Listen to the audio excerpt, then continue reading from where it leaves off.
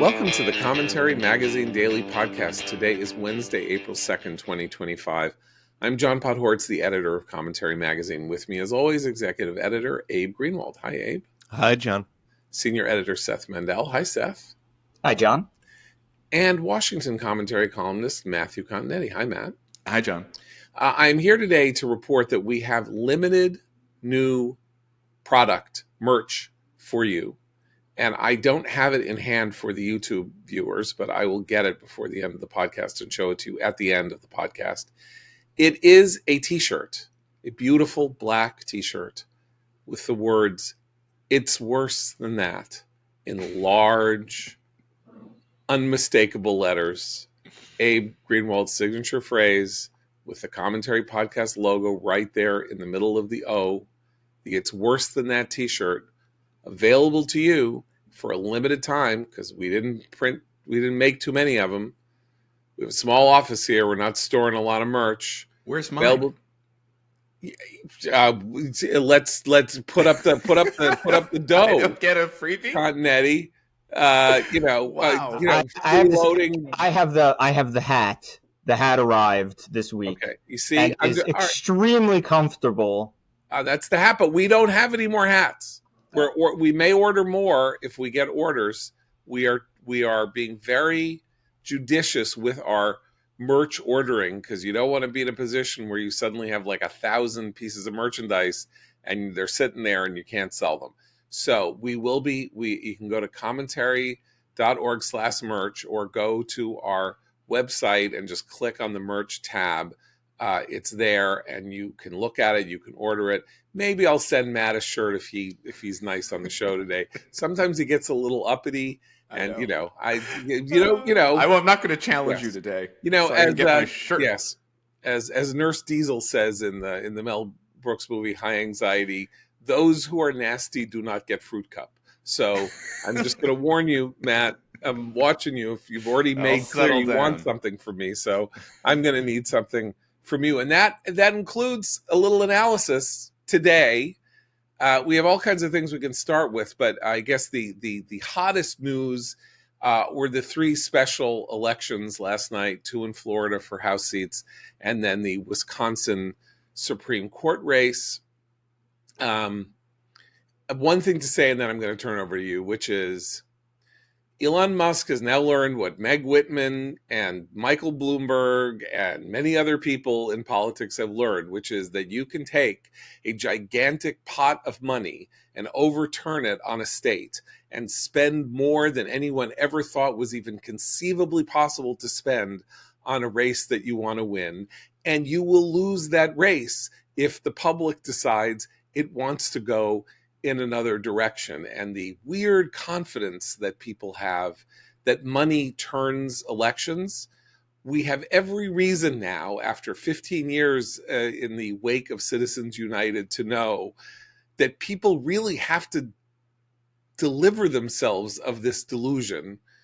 And yet it's so easy to think that money will translate into votes that it's very seductive to convince people with unlimited resources to just take a match and set their money on fire, because my guess is that had Elon Musk not spent $30 million in this race, the result would have been exactly the same. Do you agree, Matt?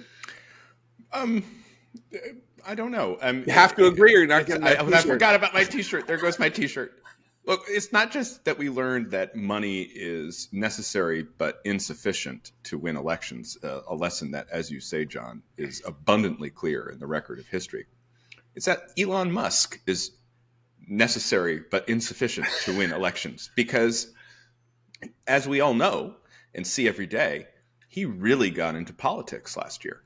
And when he endorsed Donald Trump after the first assassination attempt on Trump on July 13th, in Butler, Pennsylvania, Musk went all in, campaigning for Trump, holding rallies for his own rallies in advancing the Trump candidacy, handing out the $1 million checks, and he carried that same pattern to the Wisconsin judicial election last night. On Sunday night, he held a major rally in Green Bay. He had one of his Doge personnel there who gave a presentation about some of the fraud they found in Social Security.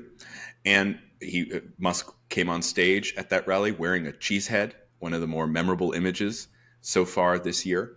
And it wasn't enough. The Liberal candidate won handily by double digits. So what does this tell us? Well, the first thing it tells us is that when Donald Trump is not on the ballot, Republicans do not do as well, because the connection that Donald Trump has with low propensity voters, working class voters, the voters who are not interested in politics but really interested in Donald Trump and what he stands for, they don't turn out if Donald Trump is not on the ballot. And that's especially the case in a off-year special election like we saw in Wisconsin yesterday. And the other thing I think we learned is that, everyone's focused on Musk's money. That wasn't the only money involved here. George Soros's political network donated quite a bit of money to the judge who won. J.B. Pritzker, the billionaire governor of Illinois, donated to the Liberal candidate who won, Crawford, I think her name is. This was a contest of billionaires. And I was amused by my favorite podcast this morning, my favorite hate cast this morning, when the host on NPR said, somehow this race turned into a referendum on Elon Musk. And I said to myself, oh, I wonder why that happened. It's because the media turned it into a referendum on Elon Musk.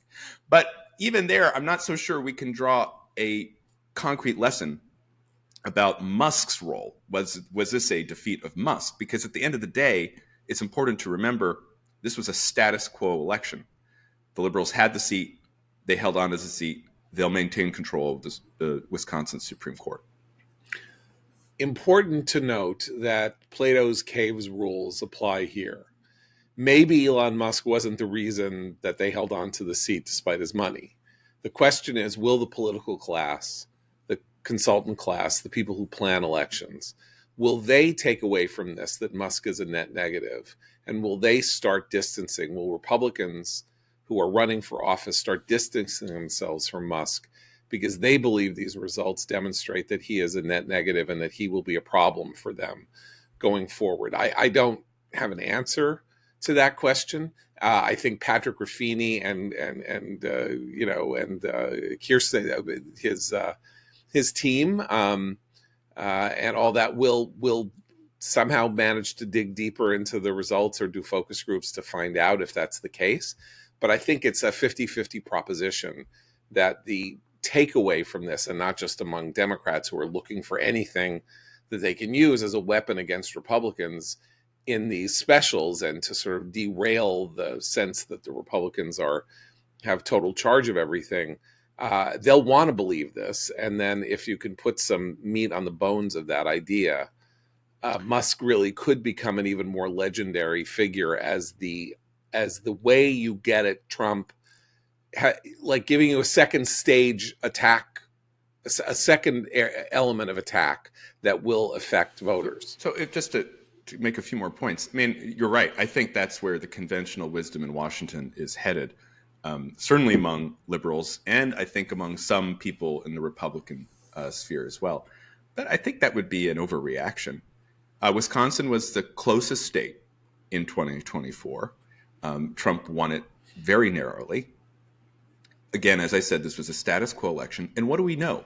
We know two things. We know that the Republican Party does not do well in low turnout special elections. Now, turnout was higher in this election than normal. In fact, way higher. Way higher. Some county clerks were not anticipating the turnout, but at the same time, it wasn't a midterm. It wasn't a presidential, and also the voter ID proposition on the ballot passed handily.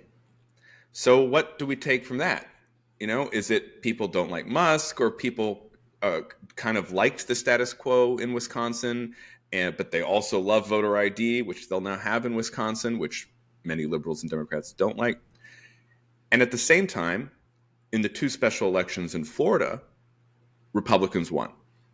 Now, the media is spinning these congressional special elections as somehow not quite wins, because the margins were lower than in 2024. But imagine the reaction had Mike Waltz's former seat, Florida 6, actually turned to the Democrats, right? That's when you start panicking. Yeah. And it didn't happen. Can we talk about that a little bit? Because I think that's funny. So that these two seats were won by the Republicans by 14 or 15 points. And the claim is that, well, they were won in 2020, whatever it was, by 30 points, and Trump won them in the mid-30s. But these are new candidates. Nobody knows coming into a race. They win landslides in April, and this is determined to have been a defeat or a warning shot, or oh my God. And as you say, it's like these were proxy votes for Trump, essentially, or tests of Republican strength in what was, I'm going to remind you, as little as 6 years ago, a totally purple state that is now a rock-ribbed Republican state. And the results were what you would expect from a rock-ribbed Republican state, which is a very little-known guy in Mike Waltz's seat winning by 15 points. Now, one of the things that happened here was that the Republicans panicked. They got bad polling, and Ron DeSantis doesn't like Randy Fine, the guy who was running in Waltz's seat, has some personal beef, said he was a bad candidate, made it clear, made it known that he had no confidence in Randy Fine. I'm an admirer of DeSantis's governorship and governing abilities. I am far less of an admirer of his as a political actor and player. I think he created this idea of crisis, apparent seemingly out of whole cloth, in a way that might have even have talked Fine's numbers down in the polling in the state, that caused Republicans to panic, and I think caused Donald Trump to pull Elise Stefanik's nomination from the UN ambassadorship out of a fear that Randy Fine was going to lose and that the margin in the Republican House was going to go down to 1 or 2. And so he could not risk Elise leaving her seat and becoming the UN ambassador. So it actually had a real world effect, this idea that Fine was in trouble. If that is what happened, he may have done Republicans, weirdly, in Congress at least, a favor, because they've shown creative ways. As a Jets fan, I can recognize this, creative ways to lose seats. Sometimes you don't know how somebody can lose a position, and then you watch the Jets and you go, "Oh wow, that was new." And so they've shown ways. I mean, they having these fights over the speakership. Each time they had a fight over the speakership, the guy who lost left Congress before his term was technically up, right? I mean, they've had kind of unprecedented ways of exiting Congress with a minimal majority. And so I think that it may have done them a favor, because they can't just count on a 1-seat majority anyway. They can't really afford. I think that the lesson is that they might not have really been able to afford Elise Stefanik leaving Congress in the first place, and also that they don't know what would happen with her seat, because Florida is Florida and New York is a bit more open, and they lost the last special election for a Republican-held seat in New York. And I think that they are right to be more spooked at the prospect of losing Stefanik's seat than they were Randy Fine. Let me make another point that Abe, I think, could take up here, which is it's possible in the larger sense of the battle over the next couple of years that the Stefanik choice, though it was very heartening to those of us who support Israel and love the idea of using, the platform at the UN as the leading American way to defend Israel on the world stage. But Elise Stefanik's reputation was made as the warrior against the universities.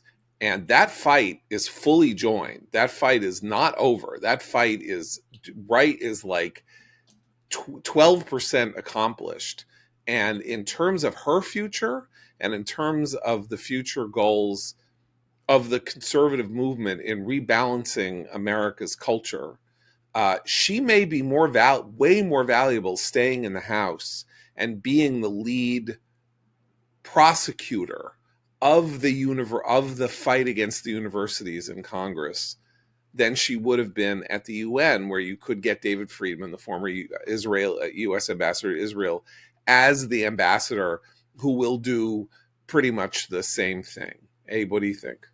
I think she would be more valuable. I agree with you, and very possibly it'd be much more valuable to her, because you don't necessarily want to be at the UN this time around with Trump, because while Stefanik is fantastic on Israel, and who knows what she's would have had to say, and how she would have had to vote on matters such as Ukraine and other allies. Who needs to be tagged with that? Things weren't quite like that when Nikki Haley was UN ambassador. She could sort of run with sort of her approach to the UN, and Trump was completely in line with it. She's very young. She's very talented. She's very smart. She has a way of grabbing the spotlight and isolating and highlighting important issues, and basically punching way above her weight, though not really above her weight. But there she was, sitting alone congressman against three university presidents of among the most prestigious schools in the world, and she flattened them like a pancake. And in terms of her own future in the post-Trump Republican Party, she's one of the few people, I would say, in Washington who has developed a somewhat independent standing, apart, even though she's very Trumpy, apart from Trump, as the tribune on this issue, which kind of is a consolidating issue for the relatively fractious right that, Matt, you delineate in a really brilliant piece in your new column in the Free Press this morning. Like, what is the Republican Party right now? The fight against the universities and the cultural institutions in the United States is one of the few things that you can say, we're fighting about tariffs, we're fighting about Ukraine, we're fighting about this, we're fighting about that. I don't know that anybody who could count themselves as part of the Republican or conservative movement is not all in on the taking the universities down agenda. Oh, absolutely. Well, that's because, what unifies the conservative movement these days is anti-wokeness. And the universities are the petri dishes of wokeness. I also think the conservative movement is pretty much unified on immigration and crime, but then the disagreements start piling up pretty rapidly. But I would just say this is about the House. It's about control of the House. And I thought it was very interesting listening to Elon Musk during his rally. I watched part of it. And, his goal there in trying to flip this judicial seat was to prevent a Democratic gerrymander from going through in Wisconsin.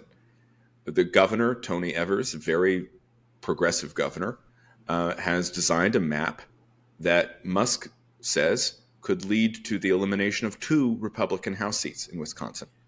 Remember when Eric Holder was always talking about the Republican gerrymanders? Well, you don't hear that so much these days, because gerrymanders essentially are tools Democrats use to maintain their representation in the House at the level it is. Without gerrymanders in California and New York, their majority would be much lower. Without racial gerrymanders. When they lost their gerrymander in 2022, that was what saved the Republicans. Right. Well, in New York, exactly. Right. We had a huge fight, and the New York Democrats wanted to almost entirely eliminate the Republicans in the state. Racial gerrymanders in the South preserve a certain number of seats. Those are coming up actually in the Supreme Court, though I don't think the Supreme Court will do away with them entirely, even if, in my view, they should. So gerrymanders now are one of the few things that work to Democrats' advantage. And what Musk was saying is, if the liberal candidate Crawford won, then the map would go through and the House majority would be endangered more in 2026. It's already a narrow majority.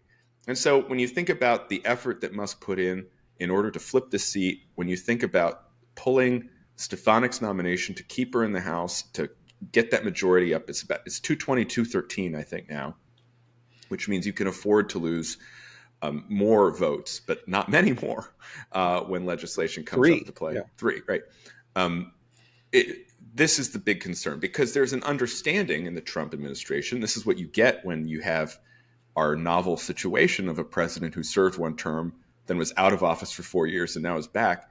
They know that if the Democrats control the House, Trump will be impeached, the agenda will come to a halt, and the last 2 years of Trump's second term will be very similar to the last 2 years of his first term, and very messy. So they want to prevent that. And the question is, I think they've, in terms of any unexpected contingencies here, such as an accident or death, they have this majority now, right? And Johnson is holding them. That's the other thing that is very important. Something very interesting this happened week. Yeah, go ahead. This week, just yesterday. A weird thing happened. Well, it's weird, but it shows you how the Republican House is always this kind of crazy laboratory monster that it's always kind of like the xenomorphs and aliens, where you can just kind of strike, pop out of your stomach, pop out. Yeah, you don't know where they're going to come from. So just the House is out of session. There are no more votes in the House for the rest of the week. Why? Well, because the House leadership is going to put forward a rule in order for the House to vote this week on important legislation. One piece of the legislation was a plan to stop or limit these national injunctions, where the one liberal district judge can completely halt a nationwide policy on a whim, right? So that was one piece of legislation. There's companion legislation that Chuck Grassley has introduced in the Senate. And the other thing that the House wanted to vote on this week was ensuring that people who vote are citizens of the United States, right? Again, one of those issues that not only unifies the right, but also is very popular at the country at large. Well, that's not going to happen. And the reason is the rule was voted down by 9 Republicans. And I'm still trying to figure out what caused these 9 to kind of band together to bring down the rule. There are always kind of, personal reasons. One of the more interesting reasons is that a MAGA congressman, Anna Paulina Luna from Florida, is engaged in this intense fight with the House leadership over her proposal to allow recent mothers to vote by proxy. Proxy voting has been a constant conflict in the House since the pandemic. Nancy Pelosi allowed it. We should explain that. Right. It is tradition for a 200. You cannot vote in the House or the Senate without being present on the floor to vote. This is a very, very important thing, because it would be very easy for shenanigans to occur if the vote is not cast by the person there. If you start making this voluntary, you could have an aide going on the floor claiming to have the proxy vote of their boss, and there are voting issues the other way, being bribed, stuff like that. So the idea is the only person who can vote in a vote is that person in Congress assembled. The Congress in has Congress to be together. assembled, as it is as it says in the Constitution. So, but there's been this effort since the pandemic to loosen the rules, and the Democrats and Pelosi were very open to it. Congressman Luna, she wants to do it from a Republican side, and the House leadership said no, and she said, "Fine, I'm going to tank your rule." And now, once again, House Republicans are in this stage where they're kind of like scrambling to figure out, well, what are we going to do? So there you have evidence that even on a day where you think things are okay, it's a status quo election we had, the 2 vacancies are filled now, they have a little bit more margin. Oops, they did it again. And Anna Paulina Luna, of course, is in an emotionally fraught position over the last couple of weeks because she was the subject of a really vile sort of story that appears in one of the post 2024 books about Trump saying to her when she was flying on Air Force One and was pregnant, saying, "You can go lie on my bed at the back of Air Force One, but don't tell Melania because she doesn't like other women in our bed." Like a joke, right? He was joking. He was joking. And the story is told as though he is being salacious and gross. And she gave a statement. She said, "I had preeclampsia. Like, I was very sick. This was a very bad and hard pregnancy. He was showing me incredible kindness. And for you to go at me as a pregnant woman and somehow intimate that he and I were having a thing on Air Force One, you people are all garbage." So I think she wouldn't somehow be doing this if that hadn't happened last week or the week before. You would think she would take very out, on edge. She would take out her anger on liberals. Yeah, right. rather than her colleagues who want to stop these national injunctions and make sure illegal immigrants don't vote in elections. Absolutely. But I'm just saying that there was a predicate to her behavior. Oh, that absolutely. Makes it was it a terrible more explicable. drive-by smear. Yeah. Yeah. And Trump. I mean, yeah. And he was like, a lot of people wouldn't say you can go lie on my bed. That's my bed. Like, you have cooties. I don't want you lying on my bed. Supposedly he's a OCD neat freak and would never shake anybody's hand. So, whatever. I'm just saying, it's like an anecdote about how nice Trump was being that was spun to be how mean, how gross Trump was, and how this MAGA chick is kind of like in his, is like is one of his Bond girls or something. It really was foul. His harem, yeah. Yeah. Well, that's part of it too. I mean, the chick part is part of it too. There's, one of the right-wing leaning like sports culture websites refers to her exclusively as the bikini congresswoman. There's like she has to deal with that too, which is part of all this, which is like the idea that she's like some sort of trophy congresswoman. And I think that all that builds up to being, to being enough already for her in her head. Like more than even just the story is just like she has been kind of treated like, a Dallas Cowboys cheerleader by people on the right who think that they're celebrating her, and are trying to say like, look, Republicans are cool. Republicans are hot. Republicans, there's a segment of the right that came out with that beer calendar, conservatives, the sort of like in America, Stars and Stripes bathing suits or whatever. Like there is a sort of problem here that has dogged her even before this, which is to be taken seriously by the people who should be and are supporting her, should be able to rely on them for support. Their support is a sort of double-edged sword. Here's my segue to what the second topic we wanted to talk about, which is here's the House. We're speaking about how it's a very narrow majority. The administration and Elon Musk, who's part of the administration, is very concerned about holding the House in 2026. There are still problems with the internal governance of the majority, as we saw this week with the voting down of the rule. But meanwhile, there's the Senate, and it's still unclear how close the Senate is to passing its budget resolution so we can move ahead with this tax and spending reconciliation bill, the one big beautiful bill that will also include funding for the wall, will also include deregulation, include ways in which to increase our energy production in the United States. We're waiting on the Senate. And as the Congress is in this kind of limbo on the very important and enduring legislation, today is Liberation Day. Yes. And at 4 p.m., that's my segue. And at 4 p.m. today, President Trump is going to come out and announce his reciprocal tariff policy, the new tariff policy, the new economic policy of the United States. And we don't know. That's the most fascinating thing. No one has any idea what he's going to say. As we speak, it is 7 hours.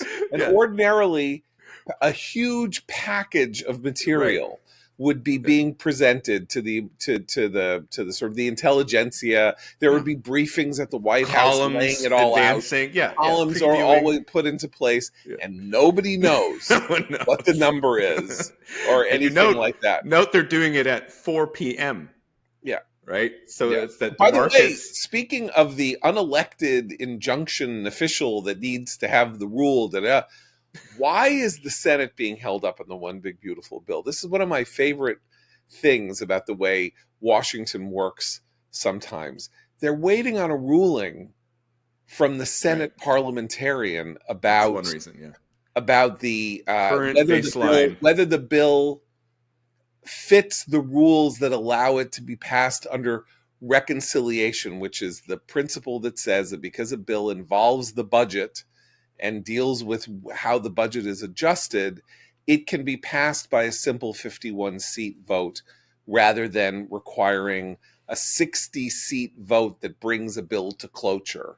And the Senate parliamentarian has taken her own sweet time with this thing. It's been like a week without a ruling yet. The parliamentarians taking their time, and of course, the Senate didn't engage in any business yesterday or the the evening before, because Spartacus was there giving what is now the longest speech in Senate history, overturning the previous record set by the late Strom Thurmond. You were, of course, referring to Senator Cory Booker. Right, that is his name. Cory Booker, once known as a great friend of the Jewish people, particularly when he was mayor of Jersey City, very tight with not my favorite rabbi, maybe my least favorite rabbi, that's not an anti-Zionist. Newark, by the way. Huh? Newark. I'm sorry, Newark. But somebody who went to synagogues and delivered what are called Dvar Torahs. Those are sort of analyses of the weekly Torah reading, and he seemed almost to be flirting with converting to Judaism or something like that. Anyway, I bring this up only to say that Cory Booker basically spent Yom Kippur on the floor of the Senate, 25 hours, which happens to actually be the length of the Yom Kippur fast, reported, because he is a vegan who does intermittent fasting, that he had made this possible for himself by ceasing to eat for 3 days and drink for 3 days beforehand, so that he did not have to go to the bathroom. And then he stood on the floor assailing Trump's tax policies and Elon Musk for 25 hours. And I gather Democrats are very excited, and I don't really understand why, because he stood in the Senate and talked for 25 hours. That's why you're excited? I mean, the last time this happened, Ted Cruz stood and talked for 14 hours and read Green Eggs and Ham and did whatever he could to keep talking, because he was actually pushing a specific agenda item. I think it was the shutdown of the government. I can't even remember what the hell he was talking about the whole time. Maybe it was whatever. It doesn't even matter. That's the point. Rand Paul did one too about droning. Right. So this is literally performative nonsense. He wasn't holding up a bill, which is what filibustering was originally for. Was you stand there and you keep talking on the floor of the Senate, because once you stop, they can call the vote, close the debate with that tech thing I talked about called cloture, where you get 60 votes and then the bill passes. So the idea was to give time. You'd have a filibuster, because you can't stop a senator from talking. So you'd have a filibuster to give your team time to try to bully other people in the Senate into changing their vote and not passing the bill that they wanted to pass, or closing debate and bringing the bill to a vote. It was a tactic used, like Strom Thurmond used it, to end civil rights legislation. That's what it was most famous for as a technique. But Cory Booker had no aim. It was a stunt. But do you think he wanted some sort of some moment of greatness to come out of this? Do you think he was thinking that it was going to be more of an effective rallying cry than it was, as I opposed don't to know that just it a wasn't stunt effective. and a record? It's not for us, right? Think about the No. budget speech. Think about Trump's speech last month. The Democrats do not know what to do. All they're doing is screaming into the wind. That's why I said it's like Macbeth, the tale told by an idiot, signifying nothing. He's there for 25 hours. He's complaining about Medicaid cuts that haven't happened. He's talking about Elon Musk firing federal employees. Most of America not really concerned about that issue. He's protesting. It happens that he followed up the end of his speech with a fundraising appeal, but it won't get anywhere. And you compare that to what Senator Chris Murphy is talking about, saying that fascism has descended on the United States. You have this whole trend of Democrats thinking that the way to stand up to Trump is to use vulgar language. Let's be potty mouths. That's going to show how we're really fighting Donald Trump, right? And then you have Tim Walz, who apparently was let out of the asylum, wandering around the United States, actually saying over the weekend, I can be a train wreck sometimes, as if we didn't know that already. The Booker thing was not for us, obviously. It's not directed at us. He doesn't care what we think of it. Maybe he would like us to attack him because it'll elevate his standing. This is his opening gambit for the nomination in 2028. He had to do something. And remember, what did Kamala Harris do to make herself famous in the Senate? Not that he hasn't been in the Senate for a long time, because he has, right? She yelled at somebody during a hearing, right? I can't remember who it was. It was Sessions. Barr. It was Barr. It was Bill Barr. She yelled at Bill Barr for an hour, and somehow it made no sense. 5 years later is like the stupidest person ever to run for president. That was also like the one thing the Kamala Harris team could find in her clip reel. I know. Say, here she is People standing are up. like, she knows how to fight. And like I say, then you're standing in September 2024 and you're like, how did, as we said yesterday on the April Fool's show, how did this happen? How did she ever get into the position of even running for president? And it really did all start with that hearing with Barr. So Democrats love, not that Republicans don't, so I'm not saying, but this performative, we're fighting and you're not going to get away with this. I'm going to take you. And that's what Cory Booker did early here in 2025 to somehow raise his profile. And I know from the local news in New York that I watched some of last night, again, it's only New York, but of course you raise money in New York and all of that. But it was sort of like he really stood up and he was there and he's our tribune. And I see Ron Filipowski, who runs Midas Touch, this very popular left-wing website, saying, at least somebody is fighting. While Chuck Schumer is, some people will leave their jobs and Chuck Schumer refuses to stand down when he needs to stand down and make room for new blood and blah, blah, blah. And there's Cory Booker. And, I don't even know what the hell they're talking about, but they know their own team better than I know their team. And maybe Frank Lund said that he conducted a focus group and with Democrats, and they loved it, and they loved the messaging, and everybody seemed to agree that this is what they should be sounding like. So I think the messaging is one thing, but it's the messenger is the problem, right? I mean, he's going to be. It's funny saying this now because Joe Biden did end up being president, but Booker is basically in a Biden situation where he's perpetually running for president because he has nothing else to do, and the voters repeatedly are saying no thanks, and he's not going. I don't think he's going to get any more traction out of this. At the best, he can sort of feed Democrats talking points that maybe connect with voters. But I think that they're looking for new blood, and Cory Booker has already been rejected as that new blood. So I don't even really understand what the point of it was, because it's not going to advance him, and I don't think it's going to rally people who had a chance to vote for him in the past and just couldn't wait to not vote for Cory Booker. Yeah. Okay, but it's an opening salvo. So the question is, can he build on it? Can he go make a national? And the field is wide open, right? It is so wide open. 28 is. There's never been a crazy field election. Yeah. But I would just say that what happens today at 4 p.m. Yeah. will be far more consequential than any messaging coming from the Democrats. Recently, the Democratic pollster, Bill Clinton's pollster, Mark Penn, said something that really struck me. And I asked him, I said, well, what can Democrats do? He said, they can't do anything.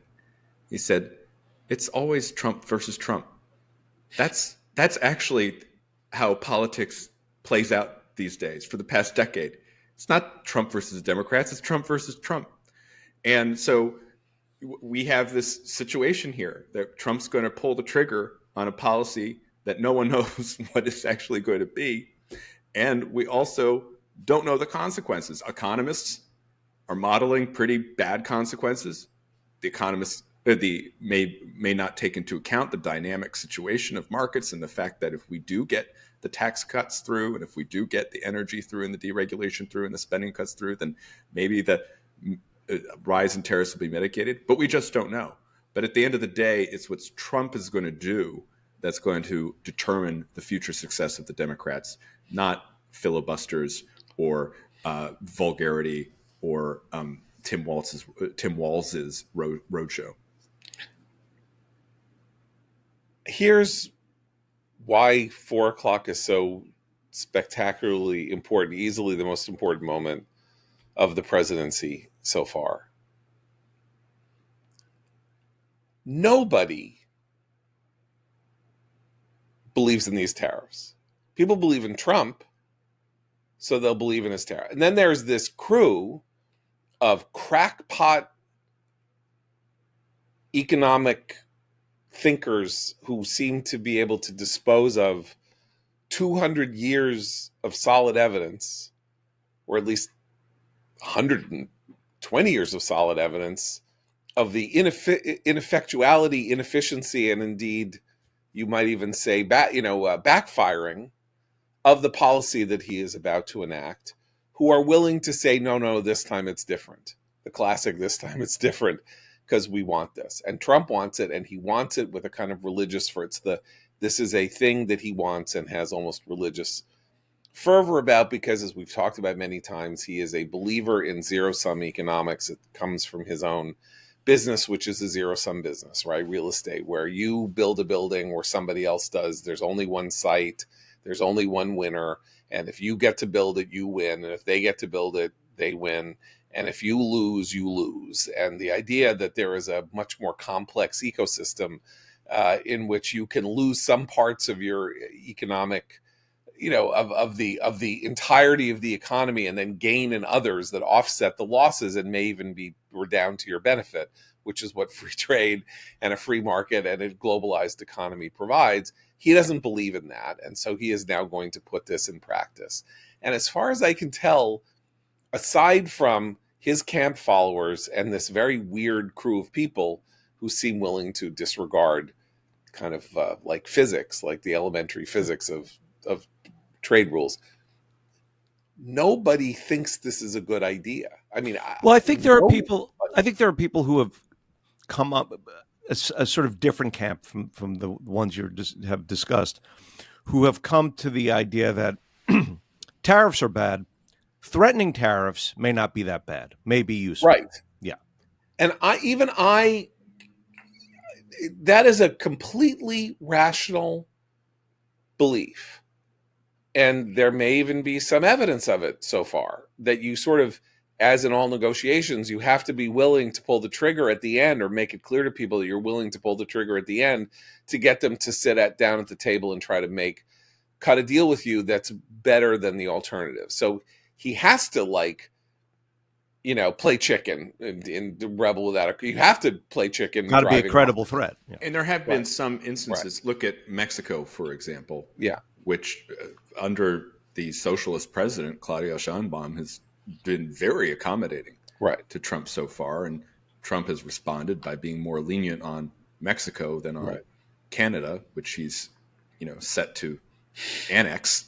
I just saw a report yesterday. I don't know whether it was confirmed or not, but I did see a report yesterday that Israel had said it was going to drop its tariffs. It is dropping all of its tariffs. So there you go. So that means reciprocity. Yeah. That means we won't tariff from Israel, which means my kids will still be able to enjoy Bamba. But this is, by the way, hilarious about Israel and tariffs, because this is like Bibi saying, "Don't throw me in the briar patch." These tariffs are the Israeli tariffs, as Seth knows, like these are an overhang of 70-year-old Labor Party policy about how to build a domestic economy.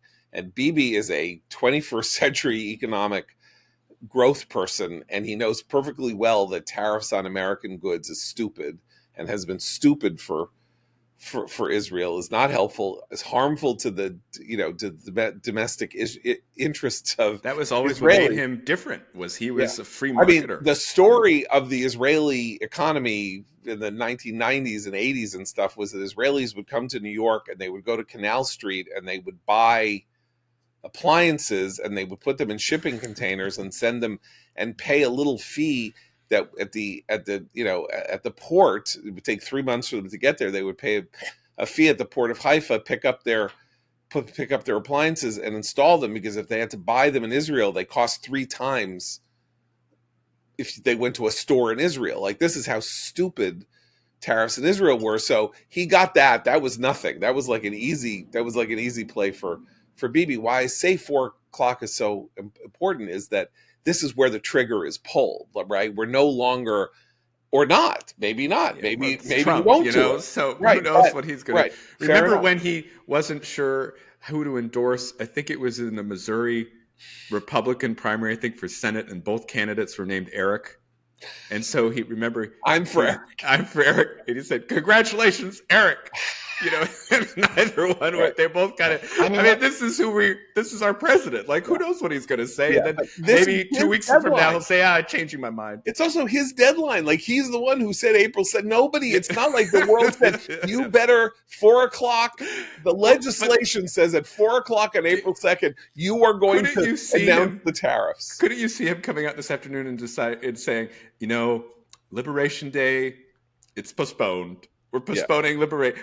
We're going to put it. It's now be in June. It will be on D-Day. This Yeah. is why A he great should have day. done it yesterday. He had an easy out if he had done it on April 1st, Right. and wanted to back out at some point. Right. Anyway, but if he does it, if he pulls the trigger, we are entering a new economic, relatively unprecedented economic New stage reality. of the global economy. And the consequences are, I'm sorry to say, I can't predict the future, and you should really, everything is very complicated, but it's going to be terrible. I think our friend Cliff Asina said the best part, the thing about this is that you're making sure that there's a current pain in exchange for future pain.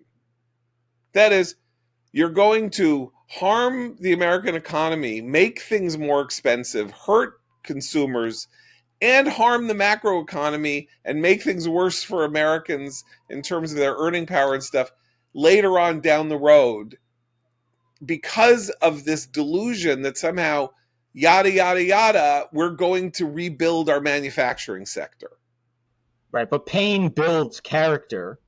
And imagine how much character the American people are going to have at the end of Trump's second term. And in fact, maybe that's the trick. We can then become net character exporters. Well, but I think, John, you hit on it when your description of the Israeli economy in the 1980s and early 90s, before Bibi became finance minister and started opening it up. When you think about all the countries that Trump targets with these tariffs, think about the European Union. It is heavily protected. It is heavily subsidized. There are huge types of internal subsidies and quotas that the EU has.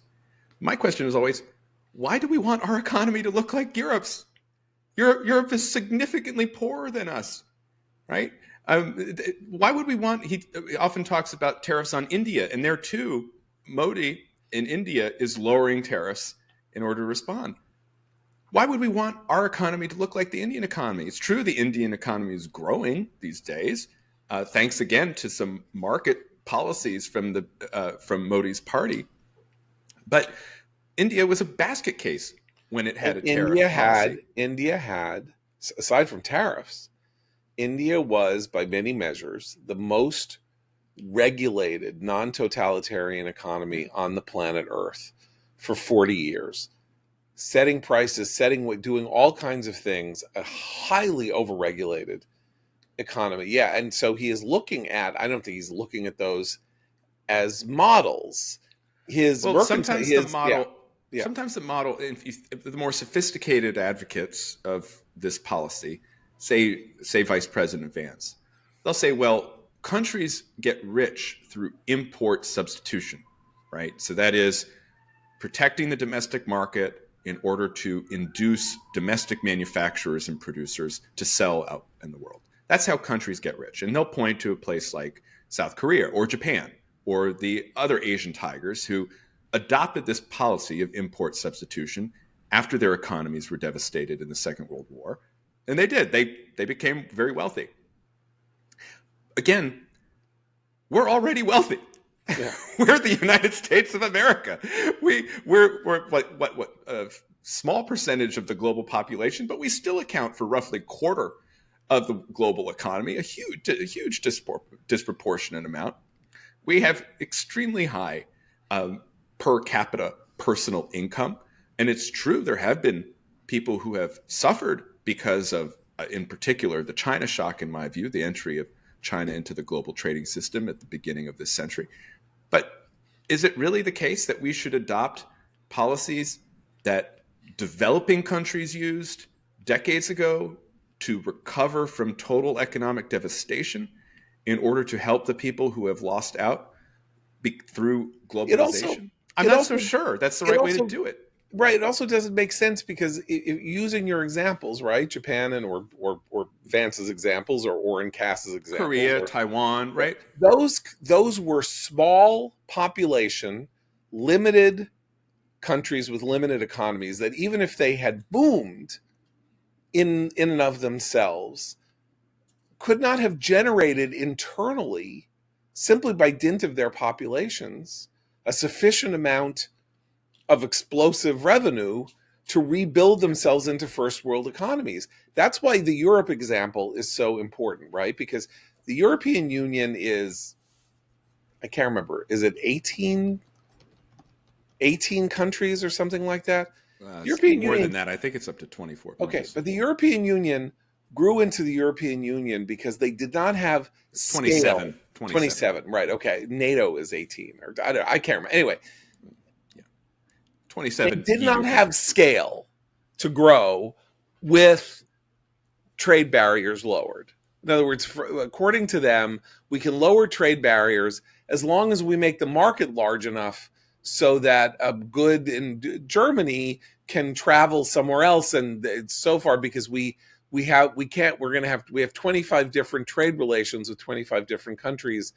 Negotiating this and handling this is completely impossible. And so we need to have a kind of free market inside Europe to even approximate the scale of the American market, which of course is, we have a free market in the United States in the sense that there are 50 states and there are no trade barriers in the Constitution. The states can't impose tariffs and duties on other states. Now, you know what else those countries like South Korea and Japan and the European Union countries don't have?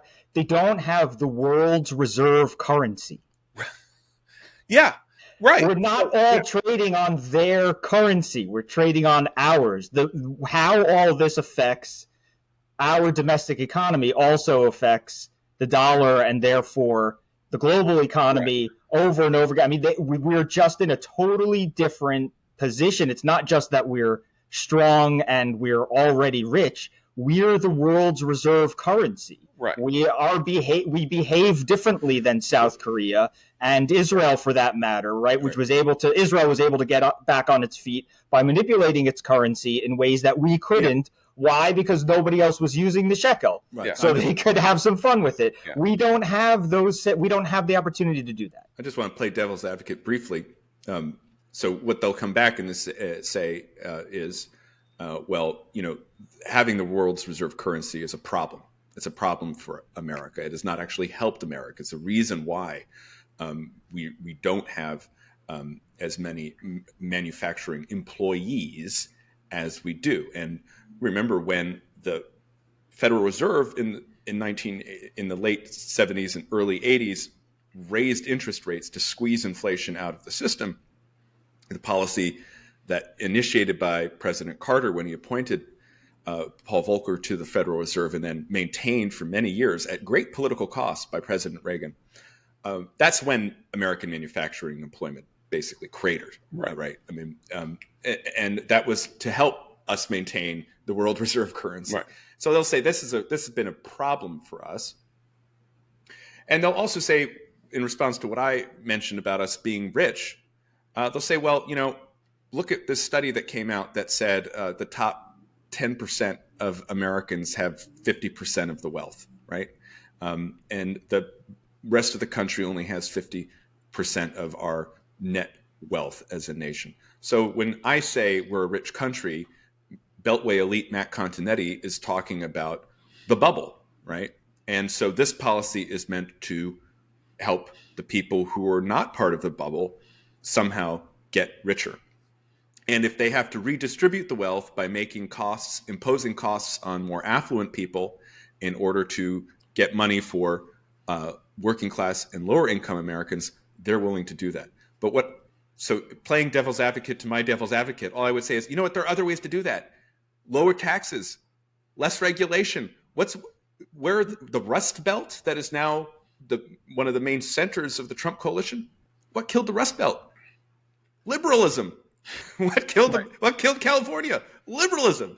So let's embrace the blue state model. The blue state, exactly. Let's embrace what used to be conservatism, and that will help people on the lower end. One final thing, because Treasury Secretary Scott Bessent said something that is kind of oddly profound and profoundly mistaken at the same time, right? He said, America was not built to provide people with cheap flat screens, right? That is not what the American dream is providing cheap flat screens. And that is true. And it is important to remember that America is more than the sum of your purchasing power, and that it's a deeper and more complicated place. And we shouldn't simply be making these one-to-one, boy, it's really fantastic to live here because, Walmart, you can go to Walmart and buy a $99 flat screen. And on the other hand, Scott Bessent is a billionaire and he can drop dead. Because you know what? There are tens of millions of people in the United States who are able to buy a cheap flat screen in order to watch television in their homes, who don't have a lot of money. And when you raise the cost of that flat screen, and your flat screen now fritzes out because you bought a cheap one and it screws up or something like that, making that person pay twice what he paid in 2024 for a flat screen, you may think that this is a wonderful sacrifice in order to continue the American experiment. But that person who lives in the Rust Belt and is part of the overhang of the 50-year decline in manufacturing has just had his purchasing power profoundly affected in a negative way. So it is kind of also about having a cheap flat screen. It is about government not doing things to affirmatively harm you as you go about in your daily business. And it means nothing to Scott Bessent that his OLED will cost $9,000 instead of $7,000, but it may mean a lot to a lot of people that their, LG goes from $125 to $250. I think a man cave is part of the American dream. There are plenty of women who watch flat screens. That's all I'm going to say. Yeah, but just think, that's having the ability to have a place where you can watch TV on a big television. That's kind of nice. Yeah, we want to make more people get there. Yeah, and the question is, will this tariff policy, which we still a flat screen on every wall, a flat screen on every wall, a full lunch pail, right? That should be the goal. The question is, how do we do it? And will this tariff policy, the details of which we are still unaware, actually help us? And we can say that the jury is far from concluding its verdict. Right. Final thing to go through. Israel is now is a major military offensive in Gaza, has now moved down from Khan Yunis into Rafah. The population has moved out of Rafah. Massive military strikes. I think the Israelis have developed intelligence inside Gaza that is giving them a very precise targeting locations and an idea of where the Hamas remnants, the fighting Hamas remnants are, and where the rockets are, and where the launchers are, and things like that. And it's very interesting because clearly, basically, the Netanyahu government and its new military leadership have decided that enough is enough, and that either way you look at it, they either have to get this over with, or that this is the only way to get the hostages out by causing Hamas to raise a white flag. Bibi has said, we will let the leadership live if you let the hostages out. But every other form of negotiation and semi-pressure and this and that, everything has stalled, and there's nothing left to do but use this tactic, which has two benefits, one of which is it will mean that we will finally win the war, and then they will reap the whirlwind, because they're going to have to reoccupy Gaza and rebuild it, or have some, which is hell in itself, but better than the alternative in their estimation, and is a way of restoring the idea that they got the first 80 hostages out from in November of 2023, which is causing so much pain to Hamas so fast with such blinding difficulty that Hamas says, whoa, okay, here, we'll let him out, which is what happened, as I say, in November of 2023. And also, remember, there are other elements at work where Israel also struck Beirut yesterday, fighting Hezbollah as it tries to reconstitute. And the American strikes on the Houthis are continuing, and they are intense. And we moved as another carrier group into the Indian Ocean as Trump ratchets up his war of words with Tehran. So right. I think the renewed offensive in Gaza can be seen as part of a larger story, which is the coming to the brink of a moment of decision on Iran, its nuclear program, and even the future of the regime, because Trump was talking about the whole regime in his latest comments as well. This is a story that actually could move the media off the fallout from Liberation Day later today, if it does flare up in the next couple of weeks, which it very well might. The incoming chairman of the Joint Chiefs had his congressional hearing yesterday. He might be in place relatively soon. I think that will also be a critical step toward reaching this point of no return when it comes to Iran. And the other factor, of course, is the protests in Gaza, the anti-Hamas protests, which are the most significant they've seen since 2019, probably surpassing them. It's hard to know, but the point is that if for every Gazan that is willing to stand up in a coffee shop and denounce Hamas, there are 1,000 Gazans who agree with what that person said. That's the barometer, but that's adding a bit of pressure on Hamas also, which is it's coming from both directions. Yesterday there was video circulating about the execution of a Gazan clan's execution of a Hamas member, because that, according to them, that Hamas member shot one of their family members earlier in the day while they were waiting on a line for flour. So this is, that's a pretty significant thing, which is, first of all, people who are not Hamas are still trying to get at are less afraid of Hamas and trying to get, the food aid and distribute the food aid. There's a challenge for the food aid monopoly that Hamas has developed, which is a significant thing. And the other thing is that they posted a video of it. I mean, forget, somebody being identifiable on a video shouting, "We want the end of the war." They posted a video of their execution of a member of Hamas. That to me is, the fear has somewhat lifted, And all of this plays into it. And the pressure that Israel puts on them is pressure coming from one direction, and it allows the pressure coming from the other direction. And there hasn't been in the long time, maybe really since the beginning of Hamas's takeover of the Strip, the pressure like this coming from both sides.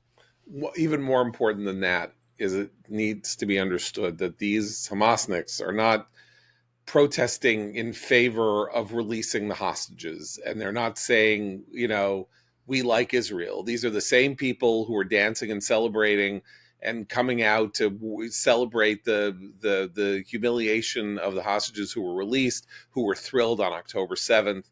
They're just saying, get this war over. We can't take it anymore. We're done. And you are the reason that this is going on. We're ready to throw down and say, uncle, and you better do this for us. There's no new peace. This is not an Arab Spring. There's no concord. There's no new understanding that maybe there's a way for us all to live together in peace. This is what total warfare is actually intended to do, which is to have the population say, we now have to lie on the ground and wait to die unless you give them what they want. And what do they want? All they want is they want Hamas's leadership gone, which these people do too, and they want the hostages out. And they are going to be compelled by circumstance to reoccupy Gaza, which is something that nobody in Israel, except a few lunatics, actually thinks is a long-term desirable effect. But they're going to have to do it anyway, and that's the cost of the error that they made in the conceptia by letting Hamas rebuild over 10 years without seeing that it was happening. That's the sin that Israel is going to have to carry. It's the thing that will mar and maybe even ruin Bibi Netanyahu's legacy over time historically. But inside Israel, the argument that keeps being made by the Hostages and Families Forum and all of that, which is, this is really dangerous. You're going to get the hostages killed. What you need to do is negotiate to get the hostages out. And the simple problem is there is no way to negotiate to get the hostages out. It's been 17 months of trying to negotiate to get the hostages out. And everything that can be done has been done. And they appeal to Trump. That happened on Sunday on 60 Minutes, these appeals to Trump. And Trump has no way. Trump has done everything he can. He said, we'll buy you off. He said, we'll take you here. We'll do that. And there's no hope. So can I propose a recommendation strategy? Please. For today? I woke up to the very sad news that the actor Val Kilmer had passed away at the age of 65. In my view, a screen legend. And someone who will be definitely missed. And I want to know what Val Kilmer movies we would recommend. I'll just start by talking about his final major screen appearance, replaying or resurrecting the character Iceman from the 1986 Top Gun in 2022's Maverick. And it's an incredible movie. It's Val Kilmer's performance. Because of his illnesses, he could not speak, and so his encounter with Tom Cruise playing Maverick is just about 10 minutes long. Extremely not touching. Even that, probably. Yeah, maybe even short. Yeah. Extremely touching, moving. Part of an amazing movie, which, by the way, in my view, was one of the kind of catalysts of America's rightward turn. I think the response to Maverick and some other cultural touchstones early on showed that the country was moving back toward an embrace of patriotism and kind of earlier forms of cultural understanding. So I'm going to start off by saying, in memory of the great Val Kilmer, watch Maverick. I would say real genius, because you can get a look at what people saw early-ish on in his career. And the range as an actor. He's a college genius and in university, and he's part of a project that he, unbeknownst to him, is intended by the school working with the government to be turned into some sort of government weapon. And so he is he is a kind of slacker genius. We've all known them, like the geniuses that don't really have to put a lot of effort into what they do and still come out the other side, achieving what they set out to achieve, into kind of like he has to sort of teach himself to learn how to be a principled, guy and believe in things and whatever. It's great, and he's great in it. It's an incredibly inventive performance. Imagine the best way of looking at it is imagine if Otter from Animal House were Elon Musk, or Steve Jobs. Like, they had the character, the sort of the wit, the looseness, the kind of hilarity and irresponsibility, along with the unbelievable brain power. And at every moment, you completely believe that Val Kilmer, this wastrel kid who's so wacky, is also like the smartest person in the world. That's not easy to pull off. I was going to say Top Secret, which I saw in the theaters, which is It's a great one. It's a strange sort of Cold War comedy. By the airplane Zuckers, team, by the Zuckers. Yeah, and it has a kind of comic sensibility that movies don't have anymore. Yeah. And he's great in it, and he plays like a singer who gets caught up in. He's Elvis. It's an Elvis. Yeah. What if Elvis were caught behind the Iron Curtain? Right. Yeah. Right. That's yeah. He's great in fantastic and unfairly maligned. And what's interesting about that movie is it was his first movie. Like, he had never been in anything before. He starred in Top Secret, and he is letter perfect. And sings and he dances and he he's a romantic hero, and it's fantastic. And then of course you cannot finish off without talking about Tombstone. And Tombstone was this kind of like wreck of a Wyatt Earp movie being made at the same time as a much more expensive, much fancier Wyatt Earp movie with Kevin Costner that was a bomb.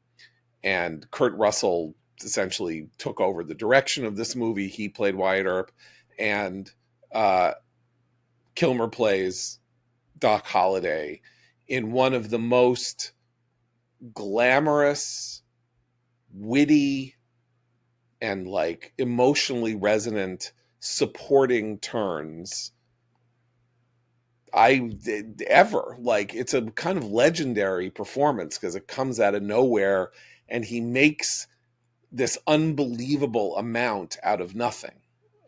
This part that is, relatively speaking, nothing, this neurasthenic doctor who's just the sidekick to Wyatt Earp and blows everybody off the screen. He could have been an enormous star. He was probably the most talented person of his generation, of that generation of like Cruise and Hanks and this one and that one, but he had a lot of personal problems, and he was a very difficult person to work with. And he made bad choices, and he starred in bad starring vehicles like The Saint and things like that didn't do him any favors. And so his career just kind of crumbled by the year 2000. And then he had all these health problems. But all of these movies, right? Top Secret and Real Genius are like early 80s. Tombstone is like the 90s. Yeah. And then this sort of incredibly touching moment in 2022 in which we learn, among other things, this fantastic twist, right, which is that these terrible antagonists from Top Gun have become the dearest and closest of friends, which is one of the reasons that the movie is so like punches you in the stomach. Like, a Top Gun movie makes you emotionally kind of like gets you emotionally. Wouldn't have expected that. So yes. So may Val Kilmer's memory be for a blessing. And we will be back tomorrow. So for Abe, Matt, and Seth, I'm John Podhoretz. Keep the candle burning. Oh, sorry. Before I do keep the candle burning, you guys have to wait a minute. Hold on. I'll be right back. Hold on. Where's he going? Merch. Is he going to show us the T-shirt? I hope he gets a FedEx package. No. He might not be coming back. I am back. Okay. I am back. There it is. There it is. All He right, found now, it. I hope this reads because I don't know. Sometimes does. It comes does. in backwards. Okay. And you can So see you our can logo see it there. is our, It's it's worse than that. This is why people should go to the YouTube page and subscribe and like our videos, because then you could see then you the can shirt. see the it's worse than that shirt that you will want for, you know, This is Passover, different for this your is- Passover stocking. and this is different than the clothes you usually model, John. Yeah, which I Quince. they're not advertising. They're not advertising today. Oh, sorry. So we don't mention the brand. Yeah, sorry. Anyway, It's actually a very good Passover shirt, actually, because as you read the Haggadah and it the can always be Passover worse. story, Yeah, every page is like, well, it was worse it's gonna than get that. worse. actually. It's getting worse. It's getting worse. But it was still enough. Yeah, but it's still enough. Okay, Still so enough. it should have been enough. Should have been enough. So maybe that'll be our next shirt. Anyway, so yes. So once again, keep the candle burning.